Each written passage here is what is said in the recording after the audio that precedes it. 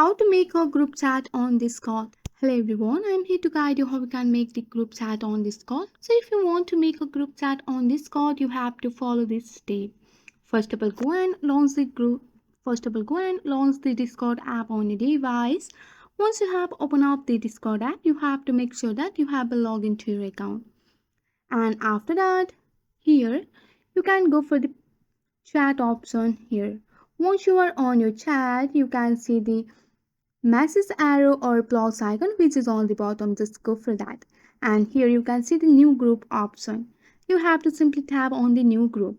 So if you want to create a group, just go and select the member or friend from your group and go for the create option. After that, you can easily create the group chat on your Discord with the help of this simple step. That's it for today. If you like this video, please hit that like button and subscribe for more. I will see you in the next one. Thank you.